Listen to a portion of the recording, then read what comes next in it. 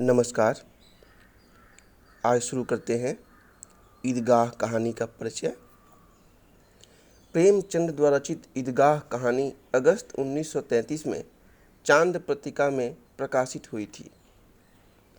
ईदगाह कहानी बाल मनोविज्ञान की कहानी है। यह मुस्लिम समाज की पृष्ठभूमि पर आधारित है। इसमें लेखक ने मुसलमानों के सबसे बड़े और पवित्र त्योहार ईद का और ईदगाह जाने का जीवंत चित्रण किया है। कहानी का नायक नन्हा हामिद है। उसकी उम्र महज 4-5 साल की है, लेकिन परिस्थितियों ने जिस मानसिकता का निर्माण किया वह संवेदना जागृत करती है। कहानी का पात्र हामिद मात्र 3 पैसे लेकर मेला देखने जाता है। हामिद अपने भाग्य को नहीं कोसता, न अपने साथियों की समृद्धि से जलता है। यह हामिद का अपना आत्मसंघर्ष है, जो वह खिलौने न लेकर अपनी दादी की जल जाती उंगलियों का स्मरण कर चिमटा खरीदता है। हामिद का यह आत्मसंयम उसे अपने साथियों में श्रेष्ठ सिद्ध करता है और उसके खरीदे हुए चिमटे को भी। हामिद के साथी हम उम्र, एक जाति और वर्ग से संबंधित हैं, लेकिन लेखक आर्थिक आधार पर उन्हें 2 वर्गों में अलग कर वर्ग संघर्ष का भी रंग भर देता है। कहानी में भाषा शैली, देश काल, वातावरण सब जीवंत जान पड़ते हैं। मेले का इतना सजीव चित्र है कि पढ़ते समय पाठक को अनुभव होता है कि वह भी मेले का हिस्सा है। कहानी के अंत में बूढ़ी दादी अमीना के दुआओं मिश्रित आंसू कहानी को संजीदगी प्रदान करते हैं। ईदगाह कहानी प्रेमचंद द्वारा रचा गया कोरा आदर्श नहीं वरन यथार्थ है, जो हमें सामाजिक पृष्ठभूमि की यथार्थता से परिचित कराता है। कहानी के माध्यम से मितव्ययिता और सादगी की जो सीख नन्हे हामिद ने दी है वह दुर्लभ है। वह इस कहानी को कालजयी बनाती है। कहानी का उद्देश्य आशावाद और आस्था की स्थापना है। यह मनुष्य को अभाव में प्रसन्न बनाए रखते हैं। अब कहानी का वाचन शुरू करते हैं। पहला खंड। रमजान के पूरे 30 रोज़ों के बाद आज ईद आई है। कितना मनोहर, कितना सुहावना प्रभात है। वृक्षों पर कुछ अजीब हरियाली है, खेतों में कुछ अजीब रौनक है, आसमान पर कुछ अजीब लालिमा है। आज का सूर्य देखो, कितना प्यारा, कितना शीतल है, मानो संसार को ईद की बधाई दे रहा है। गांव में कितनी हलचल है। ईदगाह जाने की तैयारियां हो रही हैं। किसी के कुर्ते में बटन नहीं है। पड़ोस के घर से सुई तागा लेने दौड़ा जा रहा है। किसी के जूते कड़े हो गए हैं, उनमें तेल डालने के लिए तेली के घर पर भागा जाता है। जल्दी जल्दी बैलों को सानी पानी दे दें। ईदगाह से लौटते लौटते दोपहर हो जाएगी। 3 कोस का पैदल रास्ता, फिर सैकड़ों आदमियों से मिलना भेंटना, दोपहर के पहले लौटना असंभव है। लड़के सबसे ज़्यादा प्रसन्न हैं। किसी ने 1 रोज़ा रखा है, वह भी दोपहर तक। किसी ने वह भी नहीं, लेकिन ईदगाह जाने की खुशी उनके हिस्से की चीज़ है। रोजे बड़े बूढ़ों के लिए होंगे, इनके लिए तो ईद है।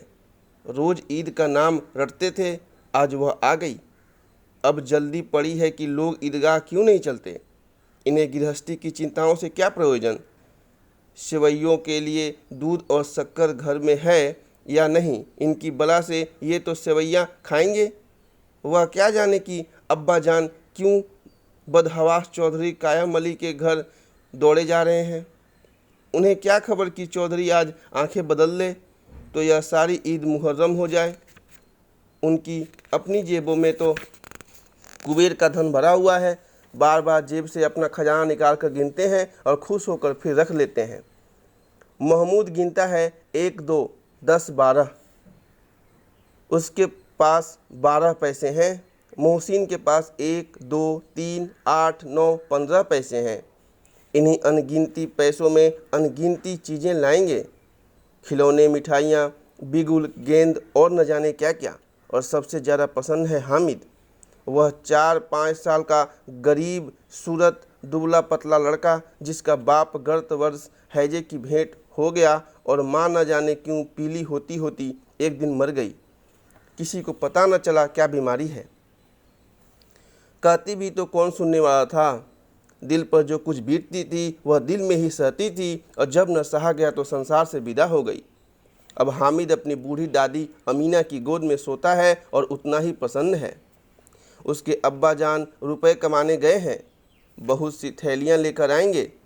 अम्मी जान अल्लाह मियाँ के घर से उसके लिए बड़ी अच्छी अच्छी चीज़ें लाने गई हैं, इसलिए हामिद प्रसन्न है। आशा तो बड़ी चीज़ है, और फिर बच्चों की आशा, उनकी कल्पना तो राई का पर्वत बना लेती हैं। हामिद के पाँव में जूते नहीं हैं, सिर पर एक पुरानी धुरानी टोपी है जिसका गोटा काला पड़ गया है, फिर भी वह प्रसन्न है। जब उसके अब्बा जान थैलियाँ और अम्मी जान नियामतें लेकर आएंगी तो वह दिल के अरमान निकाल लेगा। तब देखेगा महमूद, मोहसिन, नूरे और सम्मी कहाँ से उतने पैसे निकालेंगे। अभागिन अमीना अपनी कोठरी में बैठी रो रही है। आज ईद का दिन और उसके घर में दाना नहीं। आज आबिद होता तो क्या इसी तरह ईद आती और चली जाती। इस अंधकार और निराशा में वह डूबी जा रही थी। किसने बुलाया था इस निगोड़ी ईद को। इस घर में उसका काम नहीं, लेकिन हामिद, उसे किसी के मरने जीने से क्या मतलब। उसके अंदर प्रकाश है, बाहर आशा। विपत्ति अपना सारा दलबल लेकर आए, हामिद की आनंद भरी चितवन उसका विध्वंस कर देगी। हामिद भीतर जाकर दादी से कहता है, तुम डरना नहीं अम्मा, मैं सबसे पहले आऊँगा, बिल्कुल न डरना। अमीना का दिल कचोट रहा है। गांव के बच्चे अपने अपने बाप के साथ जा रहे हैं। हामिद का बाप अमीना के सिवा और कौन है। उसे कैसे अकेले मेले जाने दे। उस भीड़ भाड़ से बच्चा कहीं खो जाए तो हो क्या हो। नहीं, अमीना उसे यूँ न जाने देगी। नन्ही सी जान, 3 कोस चलेगा कैसे। पैर में छाले पड़ जाएंगे, जूते भी तो नहीं हैं। वह थोड़ी थोड़ी दूर पर उसे गोद में ले लेगी, लेकिन यहाँ सेवैया कौन पकाएगा। पैसे होते तो लौटते लौटते सब सामग्री जमा करके चटपट बना लेती। यहाँ तो घंटों चीज़ें जमा करते लगेंगे। मांगे ही का तो भरोसा ठहरा। उस दिन फहीमन के कपड़े सिए थे, 8 आने पैसे मिले थे। उस अठन्नी को ईमान की तरह बचाती चली आती थी इस ईद के लिए, लेकिन कल गलावन सिर पर सवार हो गई तो क्या करती। हामिद के लिए कुछ नहीं है तो 2 पैसे का दूध तो चाहिए ही। अब तो कुल 2 आने पैसे बच रहे हैं, 3 पैसे हामिद की जेब में, 5 अमीना के बटुए में। यही तो बिसात है और ईद का त्यौहार। अल्लाह ही बेड़ा पार लगाए। धोबन और नाइन और मेहतरानी और चूड़ीहारिन सभी तो आएंगी। सभी को सेवैया चाहिए, और थोड़ा किसी को आँखों नहीं लगता। किस किस से मुंह चुराएगी, और मुंह क्यों चुराए। साल भर का त्यौहार है, ज़िंदगी खैरियत से रहे, उनकी तकदीर भी तो उसी के साथ है। बच्चे को खुदा सलामत रखे, ये दिन भी कट जाएंगे। गांव से मेला चला और बच्चों के साथ हामिद भी जा रहा था। कभी सबके सब दौड़कर आगे निकल जाते, फिर किसी पेड़ के नीचे खड़े होकर साथ वालों का इंतज़ार करते। ये लोग क्यों इतना धीरे धीरे चल रहे हैं। हामिद के पैरों में तो जैसे पर लग गए हैं। वह कभी थक सकता है। शहर का दामन आ गया। सड़क के दोनों ओर अमीरों के बगीचे हैं। पक्की 4 दीवारी बनी हुई है। पेड़ों में आम और लीचियाँ लगी हुई हैं। कभी कभी कोई लड़का कंकड़ी उठाकर आम पर निशाना लगाता है। माली अंदर से गाली देता हुआ निकलता है। लड़के वहाँ से 1 फरलांग पर हैं, खूब हंस रहे हैं। माली को कैसा उल्लू बनाया। बड़ी बड़ी इमारतें आने लगीं। यह अदालत है, यह कॉलेज है, यह क्लब घर है। इतने बड़े कॉलेज में कितने लड़के पढ़ते होंगे। सब लड़के नहीं हैं जी, बड़े बड़े आदमी हैं सच। उनकी बड़ी बड़ी मूछें हैं। इतने बड़े हो गए, अभी तक पढ़ते जाते हैं। न जाने कब तक पढ़ेंगे और क्या करेंगे इतना पढ़कर। हामिद के मदरसे में 2-3 बड़े बड़े लड़के हैं, बिल्कुल 3 कौड़ी के। रोज़ मार खाते हैं, काम से जी चुराने वाले। इस जगह भी उसी तरह के लोग होंगे और क्या। क्लब घर में जादू होता है, सुना है। यहाँ मुर्दों की खोपड़ियाँ दौड़ती हैं और बड़े बड़े तमाशे होते हैं, पर किसी को अंदर नहीं जाने देते। और वहाँ शाम को साहब लोग खेलते हैं, बड़े बड़े आदमी खेलते हैं। मूँछों दाढ़ी वाले और मेम भी खेलती हैं सच। हमारी अम्मा को वह दे दो, क्या नाम है, बैट, तो उसे पकड़ ही न ले सके, घुमाते ही लुढ़क जाए। महमूद ने कहा, हमारी अम्मी जान का तो हाथ कांपने लगे, अल्लाह कसम। मोहसिन बोला, अम्मी मनो आटा पीस डालती हैं, जरा सा बैट पकड़ लेंगी तो हाथ कांपने लगे। सैकड़ों घड़े पानी रोज निकालती हैं, 5 घड़े तो मेरी भैंस पी जाती है। किसी मेम को 1 घड़ा पानी भरना पड़े तो आंखें तले अंधेरा आ जाए। महमूद, लेकिन दौड़ती तो नहीं, उछल कूद तो नहीं कर सकती। मोहसिन, हाँ उछल कूद तो नहीं कर सकती, लेकिन उस दिन मेरी गाय खुल गई थी और चौधरी के खेत में जा पड़ी थी तो अम्मा इतनी तेज दौड़ी कि मैं उन्हें न पा सका, सच। आगे चल। हलवाइयों की दुकानें शुरू हुई, आज खूब सजी हुई थी। इतनी मिठाइयाँ कौन खाता है, देखो ना, एक एक दुकान पर मनो होंगी। सुना है रात को जिन्नात आकर खरीद ले जाते हैं। अब्बा कहते थे कि आधी रात को एक आदमी हर दुकान पर जाता है और जितना माल बचा होता है वह तुलवा लेता है और सचमुच के रुपए देता है, बिल्कुल ऐसे ही रुपए। हामिद को यकीन न आया, ऐसे रुपए जिन्नात को कहाँ से मिल जाएंगे। मोहसिन ने कहा, जिन्नात को रुपए की क्या कमी, जिस खजाने में चाहे चले जाए, लोहे के दरवाजे तक उन्हें नहीं रोक सकते जनाब। आप हैं किस फेर में, हीरे जवाहरात तक उनके पास रहते हैं, जिससे खुश हो गए उसे टोकरा जवाहरात दे दिए। अभी यहीं बैठे हैं, 5 मिनट में कलकत्ता पहुंच जाए। हामिद ने फिर पूछा, जिन्नात बहुत बड़े बड़े होते होंगे। मोहसिन, एक एक आसमान के बराबर होता है जी, ज़मीन पर खड़ा हो जाए तो उसका सिर आसमान से लग जाए, मगर चाहे तो एक लोटे में घुस जाए। हामिद, लोग उन्हें कैसे खुश करते होंगे, कोई मुझे यह मंत्र बता दे तो एक जिन्न को खुश कर लूं। मोहसिन, अब यह तो मैं नहीं जानता, लेकिन चौधरी साहब के काबू में बहुत से जिन्नात हैं। कोई चीज़ चोरी जाए, चौधरी साहब उसका पता लगा देंगे और चोर का नाम भी बता देंगे। जुमराती का बछवा उस दिन खो गया था, 30 दिन हैरान हुए, कहीं न मिला।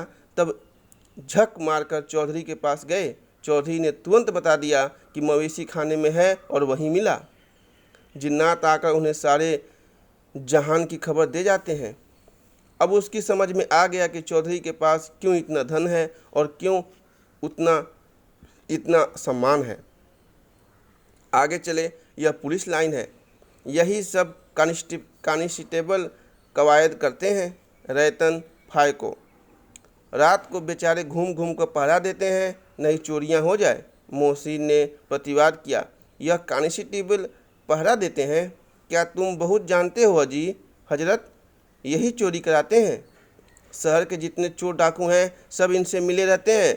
रात को ये लोग चोरों से तो कहते हैं चोरी करो, और आप दूसरे मोहल्ले में जाकर जागते रहो पुकारते हैं। जब भी इन लोगों के पास इतने रुपए आते हैं, मेरे मामू एक थाने में कांस्टेबल हैं, 20 रुपया महीना पाते हैं, लेकिन 50 रुपये घर भेजते हैं। अल्लाह कसम, मैंने एक बार पूछा था कि मामू आप इतने रुपए कहाँ से पाते हैं, हंस कर कहने लगे, बेटा अल्लाह देता है। फिर आप ही बोले, हम लोग चाहें तो एक दिन में लाखों मार लाएं, हम तो इतना ही लेते हैं जिसमें अपनी बदनामी न हो और नौकरी न चली जाए। हामिद ने पूछा, यह लोग चोरी करवाते हैं तो कोई इन्हें पकड़ता नहीं। मोहसिन उसकी नादानी पर दया दिखाकर बोला, अरे पागल, इन्हें कौन पकड़ेगा, पकड़ने वाले तो यह खुद हैं, लेकिन अल्लाह इन्हें सज़ा भी खूब देता है। हराम का माल हराम में जाता है। थोड़ी ही दिन हुए मामू के घर में आग लग गई, सारी लेई पूंजी जल गई, एक बर्तन तक न बचा। कई दिन पेड़ के नीचे सोए, अल्लाह कसम पेड़ के नीचे, फिर न जाने कहाँ से 100 कर्ज लाए तो बर्तन भाड़े आए। हामिद, 100 तो 50 से ज़्यादा होते हैं, कहाँ 50 कहाँ 100, 50 एक थैली भर होता है, 100 तो 2 थैलियों में भी ना आवे। अब बस्ती घनी होने लगी, ईदगाह जाने वालों को टोलियां नजर आने लगीं, एक से एक भड़कीले वस्त्र पहने हुए, कोई इक्के टांगे पर सवार, कोई मोटर पर, सभी इत्र में बसे, सभी के दिलों में उमंग। ग्रामीणों का यह छोटा सा दल अपनी विपन्नता से बेखबर, संतोष और धैर्य में मगन चला जा रहा था। बच्चों के लिए नगर की सभी चीज़ें अनोखी थी, जिस चीज़ की वो ताकते ही रह जाते और पीछे से बार बार हॉर्न की आवाज़ आने पर भी न चेतते। हामिद तो मोटर के नीचे जाते जाते बचा। सहसा ईदगाह नजर आई।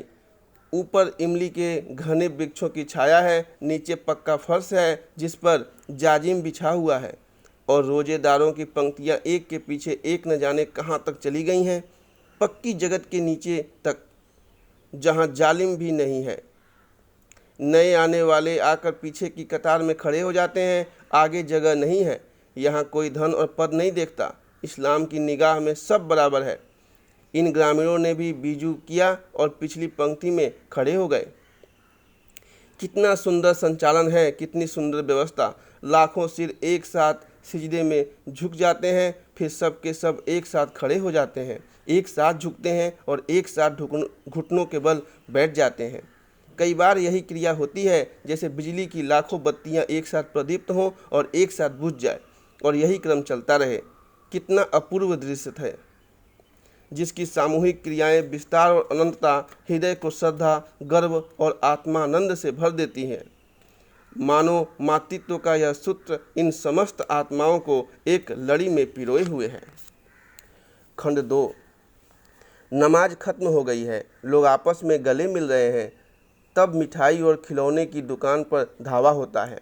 ग्रामीणों का यह दल इस विषय में बालकों से कम उत्साही नहीं है। यह देखो हिंडोला, 1 पैसा देकर चढ़ जाओ, कभी आसमान पर जाते हुए मालूम होते, कभी ज़मीन पर गिरते हुए।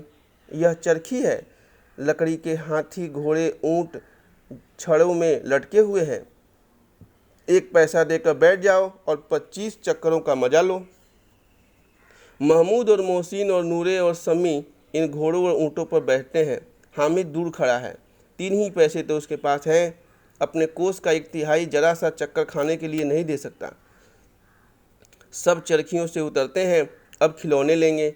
इधर दुकानों की कतार लगी हुई है, तरह तरह के खिलौने हैं, सिपाही और गुजरिया, राजा और वकील, भिश्ती और धोबिन और साधु। वाह कितने सुंदर खिलौने हैं, अब बोला ही चाहते हैं। महमूद सिपाही लेता है, खाकी वर्दी और लाल पगड़िया वाला, कंधे पर बंदूक रखे हुए। मालूम होता है अभी कवायद किए चला आ रहा है। मोहसिन को भिश्ती पसंद आया, कमर झुकी है, ऊपर मशक रखे हुए है, मशक का मुंह एक हाथ से पकड़े हुए है। कितना प्रसन्न है, शायद कोई गीत गा रहा है, बस मशक से पानी उड़ेला ही चाहता है। नूरे की को वकील से प्रेम है, कैसी विद्वत्ता है उसके मुख पर।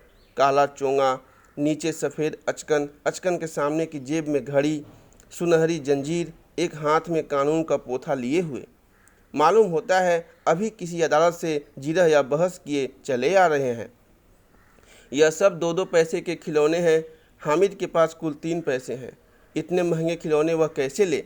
खिलौना कहीं हाथ से छूट पड़े तो चूर चूर हो जाए, जरा पानी पड़े तो सारा रंग धुल जाए। ऐसे खिलौने लेकर वह क्या करेगा, किस काम के? मोहसिन कहता है मेरा भिश्ती रोज़ पानी दे जाएगा साँझ सवेरे महमूद, और मेरा सिपाही घर का पहरा देगा, कोई चोर आएगा तो फौरन बंदूक से फेंक कर देगा। नूरे, और मेरा वकील खूब मुकदमा लड़ेगा। सम्मी, और मेरी धोबन रोज़ कपड़े धोएगी। हामिद खिलौनों की निंदा करता है, मिट्टी ही के तो हैं, गिरे तो चकनाचूर हो जाएं, लेकिन ललचाई हुई आंखों से खिलौनों को देख रहा है और चाहता है कि ज़रा देर के लिए उन्हें हाथ में ले सकता। उसके हाथ अनायास ही लपकते हैं, लेकिन लड़के इतने त्यागी नहीं होते, विशेषकर जब अभी नया शौक़ है। हामिद ललचाता रह जाता है। खिलौने के बाद मिठाइयाँ आती हैं, किसी ने रेवड़ियाँ ली हैं, किसी ने गुलाब जामुन, किसी ने सोहन हलवा। मज़े से खा रहे हैं। हामिद बिरादरी से पिठक है, अभागे के पास 3 पैसे हैं, क्यों नहीं कुछ लेकर खाता? ललचाई आंखों से सबकी ओर देखता है। मोहसिन कहता है हामिद रेवड़ी ले ले, कितनी खुशबूदार है। हामिद को संदेह हुआ यह केवल क्रूर विनोद है, मोहसिन इतना उदार नहीं है, लेकिन यह जानकर भी वह उसके पास जाता है। मोहसिन दोने से एक रेवड़ी निकालकर हामिद की ओर बढ़ाता है। हामिद हाथ फैलाता है, मोहसिन रेवड़ी अपने मुंह में रख लेता है। महमूद, नूरे और सम्मी खूब तालियां बजा बजा कर हंसते हैं। हामिद खिसिया जाता है। मोहसिन, अच्छा अब की जरूर देंगे हामिद, अल्लाह कसम ले जा। हामिद, रखे रहो, क्या मेरे पास पैसे नहीं हैं? सम्मी, हमसे गुलाब जामुन ले जाओ हामिद। मोहसिन, बदमाश है। हामिद, मिठाई कौन बड़ी नेमत है, किताब में इसकी कितनी बुराइयां लिखी हैं। मोहसिन, लेकिन दिन में कह रहे होंगे कि मिले तो खा लें। अपने पैसे क्यों नहीं निकालते? महमूद: हम समझते हैं इसकी चालाकी, जब हमारे पास पैसे खर्च हो जाएंगे तो हमें ललचा ललचा कर खाएगा। मिठाइयों के बाद कुछ दुकानें लोहे की चीज़ों की हैं, कुछ गिलट और कुछ नकली गहनों की। लड़कों के लिए यहाँ कोई आकर्षण न था, वे सब आगे बढ़ जाते हैं। हामिद लोहे की दुकान पर रुक जाता है। कई चिमटे रखे हुए थे।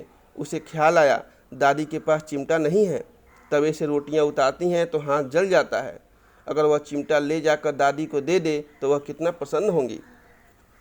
फिर उनकी उंगलियां कभी न जलेंगी। घर में एक काम की चीज़ हो जाएगी। खिलौने से क्या फ़ायदा, व्यर्थ में पैसे खराब होते हैं। ज़रा देर ही तो खुशी होती है, फिर तो खिलौनों को कोई आंख उठाकर नहीं देखता।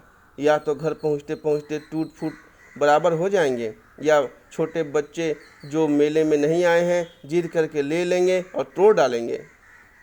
चिमटा कितने काम की चीज़ है। रोटियां तवे से उतार लो, चूल्हे में फेंक लो। कोई आग मांगने आए तो चटपट चूल्हे से आग निकाल कर उसे दे दो। अम्मा बेचारी को कहाँ फुर्सत है कि बाजार आए, और इतने पैसे ही कहाँ मिलते हैं। रोज़ हाथ जला लेती है। हामिद के साथ आगे बढ़ गए हैं।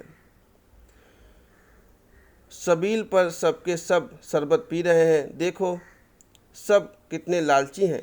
इतनी मिठाइयाँ ली, मुझे किसी ने एक भी न दी। उस पर कहते हैं मेरे साथ खेलो, मेरा यह काम करो।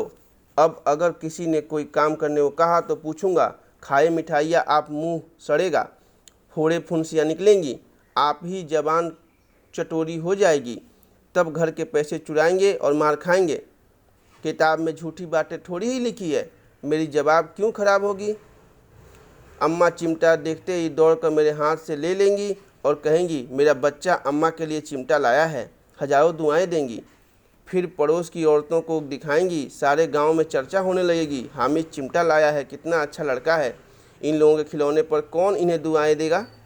बड़ों का दुआएं सीधे अल्लाह के दरबार में पहुंचती है और तुरंत सुनी जाती है। मेरे पास पैसे नहीं हैं, तभी तो मोहसिन और महमूद यूँ मिजाज दिखाते हैं। मैं भी इनसे मिजाज दिखाऊंगा। खेले खिलौने और खाएं मिठाइयाँ। मैं नहीं खेलता खिलौने, किसी का मिजाज क्यों सहूँ। मैं गरीब सही, किसी से कुछ मांगने तो नहीं जाता। आखिर अब्बा जान कभी न कभी आएंगे, अम्मा भी आएंगी ही। फिर इन लोगों से पूछूंगा कितने खिलौने लोगे। एक एक को टोकरियाँ खिलौने दूं और दिखा दूं कि दोस्तों के साथ इस तरह सलूक किया जाता है। यह नहीं कि एक पैसे की रेवड़ियाँ ली तो चिढ़ा चिढ़ा कर खाने लगे। सबके सब हंसेंगे कि हामिद ने चिमटा लिया है, हंसें मेरी बला से। उसने दुकानदार से पूछा, यह चिमटा कितने का है। दुकानदार ने उसकी ओर देखा और कोई आदमी साथ न देख कर कहा, तुम्हारे काम का नहीं है जी। बिकाऊ है कि नहीं। बिकाऊ क्यों नहीं है, और यहाँ क्यों लाद लाए हैं। तो बताते क्यों नहीं, कै पैसे का है। 6 पैसे लगेंगे। हामिद का दिल बैठ गया। ठीक ठीक 5 पैसे लगेंगे, लेना हो तो लो, नहीं तो चलते बनो। हामिद ने कलेजा मजबूत करके कहा, 3 पैसे लोगे। यह कहता वो आगे बढ़ गया कि दुकानदार की घुड़कियाँ न सुने, लेकिन दुकानदार ने घुड़कियाँ नहीं दी, बुलाकर चिमटा दे दिया। हामिद ने उसे इस तरह कंधे पर रखा मानो बंदूक है, और शान से करता हुआ संगियों के पास आया। जरा सुने सबके सब क्या क्या आलोचनाएं करते हैं। मोहसिन ने हंसकर कहा, यह चिमटा क्यों लाया पगले, इससे क्या करेगा। हामिद ने चिमटे को ज़मीन पर पटक कर कहा, जरा अपना भिश्ती ज़मीन पर गिरा दो, सारी पसलियाँ चूर चूर हो जाएं बचा की। महमूद बोला, तो यह चिमटा कोई खिलौना है। हामिद, खिलौना क्यों नहीं, अभी कंधे पर रखा बंदूक हो गई, हाथ में लिया फकीरों का चिमटा हो गया। चाहूँ तो इससे मजीरे का काम ले सकता हूँ। एक चिमटा जमा दूँ तो तुम लोगों के सारे खिलौनों की जान निकल जाए। तुम्हारे खिलौने कितना ही जोर लगावें, वे मेरे चिमटे का बाल भी बांका नहीं कर सकते। मेरा बहादुर शेर है चिमटा।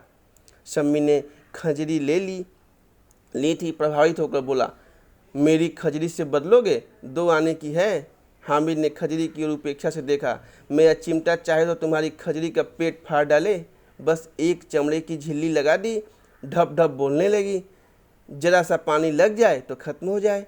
मेरा बहादुर चिमटा तूफान में बराबर डटा खड़ा रहेगा। चिमटे ने सभी को मोहित कर लिया। अब पैसे किसके पास धरे हैं। फिर मेले से दूर निकल आए हैं। 9 कब के बज गए। धूप तेज हो रही है, घर पहुंचने की जल्दी हो रही है। बाप से जिद भी करें तो चिमटा नहीं मिल सकता। हामिद है बड़ा चालाक, इसलिए बदमाश ने अपने पैसे बचा रखे थे।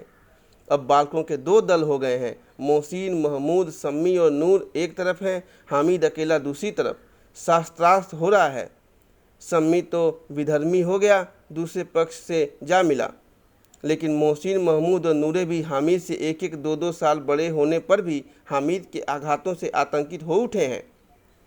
उसके पास न्याय का बल है और नीति की शक्ति। एक और मिट्टी है, दूसरी ओर लोहा। जो इस वक्त अपने को फौलाद कर रहा है वह अजेय है, घातक है। अगर कोई शेर आ जाए, मियाँ भिश्ती के छक्के छूट जाएं, मियाँ सिपाही मिट्टी की बंदूक छोड़कर भागें, वकील साहब की नानी मर जाए, चोंगे में मुंह छिपाकर जमीन पर लेट जाएं, मगर यह चिमटा, यह बहादुर कम रुस्तमे हिंद लपक कर शेर की गर्दन पर सवार हो जाएगा और उसकी आंखें निकाल लेगा। हामिद ने आखिरी जोर लगाकर कहा, भिश्ती को एक डांट बटाएगा तो दौड़ा हुआ पानी लाकर उसके द्वार पर छिड़कने लगेगा। मोहसिन परास्त हो गया, पर महमूद ने कुमुक पहुंचाई, अगर बच्चा पकड़ जाए तो अदालत में बंधे बंधे फिरेंगे, तब तो वकील साहब के पैरों पड़ेंगे। हामिद इस प्रबल तर्क का जवाब न दे सका। उसने पूछा, हमें पकड़ने कौन आएगा? नूरे ने अकड़ कर कहा, यह सिपाही बंदूक वाला।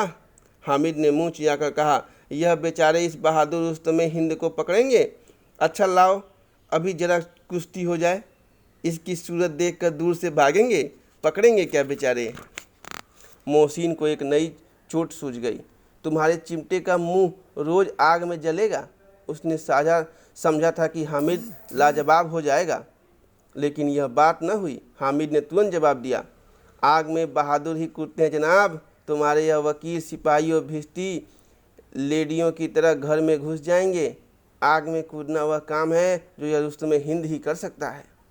महमूद ने एक जोर और लगाया, वकील साहब कुर्सी मेज पर बैठेंगे, तुम्हारा चिमटा तो बावर्ची खाने में पड़ा रहेगा। इस तर्क ने सम्मी और नूर को भी सजीव कर दिया। कितने ठिकाने की बात कही है पट्टे ने। चिमटा बावर्ची खाने में पड़े रहने के सिवा और क्या कर सकता है। हामिद को कोई पकड़ता हुआ जवाब न सूझा तो उसने धांधली शुरू की, मेरा चिमटा बावर्ची खाने में नहीं रहेगा। वकील साहब कुर्सी पर बैठेंगे तो जाकर उन्हें ज़मीन पर पटक देगा और उनका कानून उनके पेट में डाल देगा। बात कुछ बनी नहीं। खासी गाली गलौज थी, लेकिन कानून को पेट में डालने वाली बात छा गई। ऐसी छा गई कि तीनों सुरमा मुंह ताकते रह गए, मानो कोई ढेलचा कनकौआ किसी गंडे वाले कनकौए को काट गया हो। कानून मुंह से बाहर निकलने वाली चीज़ है, उसको पेट के अंदर डाल दिया जाना बेतुकी सी बात होने पर भी कुछ नयापन रखती है। हामिद ने मैदान मार लिया। उसका चिमटा रुस्तमे हिंद है। अब इसमें मोहसिन, महमूद, नूरे, सम्मी किसी को भी आपत्ति नहीं हो सकती। विजेता को हारने वालों से जो सत्कार मिलना स्वाभाविक है वह हामिद को भी मिला।